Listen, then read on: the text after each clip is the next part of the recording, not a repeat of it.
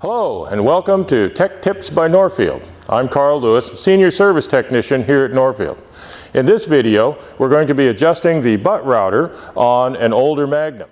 Whenever you're working on the butt router, doing anything around where you might come in contact with the router bit, it is always good to unplug the router from its base. Then you are sure that the router cannot run and you cannot get cut.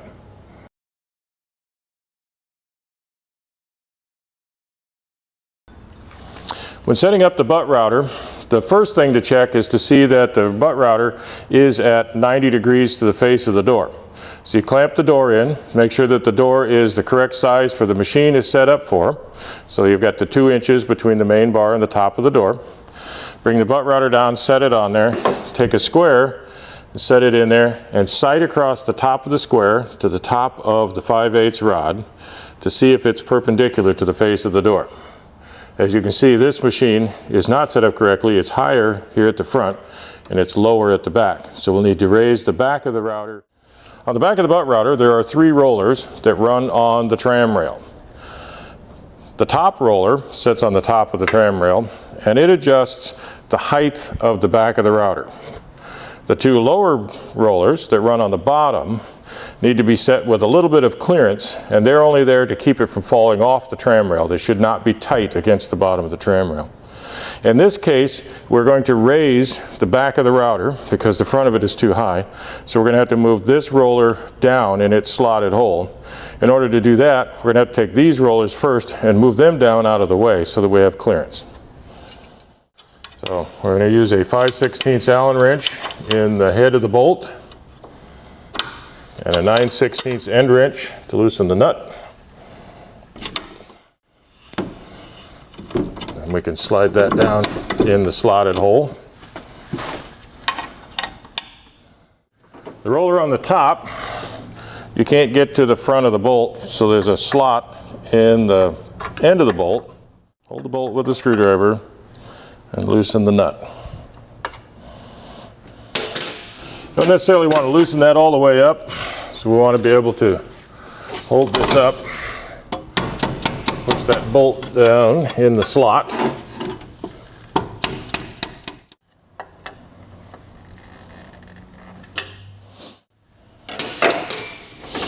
Now I'll need to bring the bottom rollers up so that they will hold it up on the rail correctly.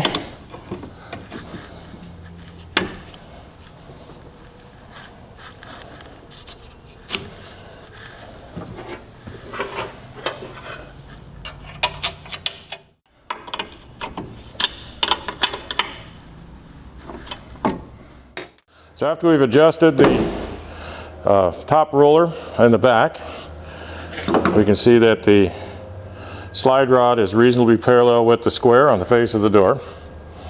We also set the clearance on the 2 bottom rollers so that they're not tight up against the bottom of the rail, but there's a little clearance on each side so I can lift the reference bar up above the door on both sides of the router.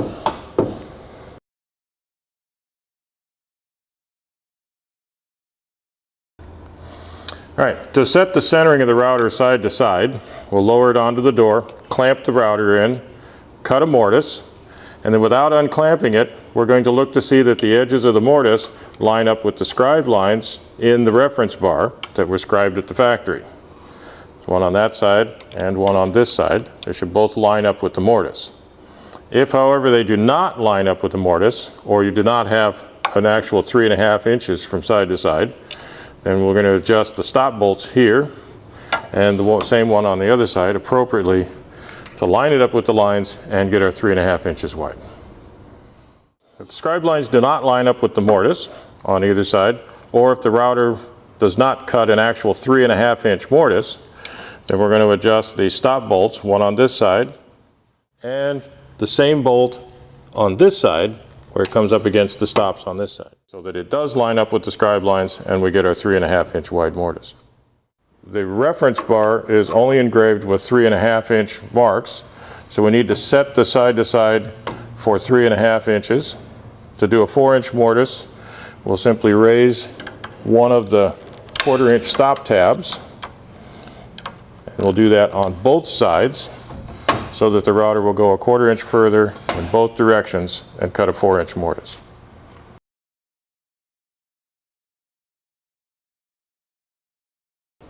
So mortising into the door and into the jamb, the standard setting for a 3.5 inch hinge is to mortise 1 1/8 inches into the door and 1 1/8 inches into the jamb. The distance into the door and the distance into the jamb need to be equal so that when you close the door and the jamb are flush with each other. So when adjusting the distance into the door and the distance into the jamb, we have two options. One is to use the stop turret on the bottom of the router.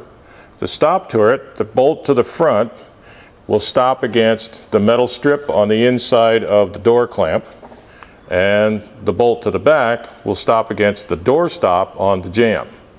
As you can see, we have two settings. This is our 3.5 or 3.5 inch setting, and then we can operate the lever, spin the turret around, and it has a 4-inch setting on the other side, 4.0.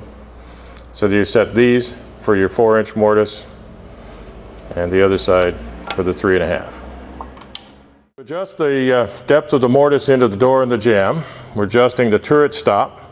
The bolt that points towards the front of the router controls how far the mortise goes into the door. The bolt that points toward the back controls how far the mortise goes into the jamb. So we want 1 1/8 inches from the edge of the door to the back of the mortise. That's this bolt. And this bolt adjusts so we have 1 1/8 inches from the front of the jamb to the back of the mortise. The bolt pointing to the back stops against the door stop. So if you do not have a door stop, there's nothing for it to stop against. And that's when we use the flat jamb attachment on the side.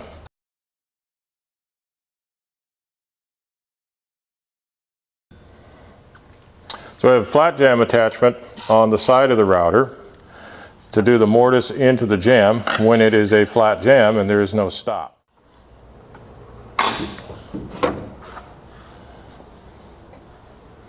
The flat jamb attachment has a tab that sticks down between the door and the jamb, and it's mounted on these two shoulder bolts on the end, and it has a stop bolt at the back. So when I push the router back, the shoulder bolt comes up against the stop bolt, the tab stops against the leading edge of the jamb, and that controls the depth of the mortise into the jamb. So this is the adjustment here to adjust how far it goes into the jamb when you have a flat jamb. There's a small tab here that supports the tab on the flat jamb attachment when the router is up, so that when it comes down, it'll come in between the door and the jamb and not on top of the jamb. This tab should be back from the leading edge so that this tab will touch the leading edge of the jamb and not this tab when you're actually using the router.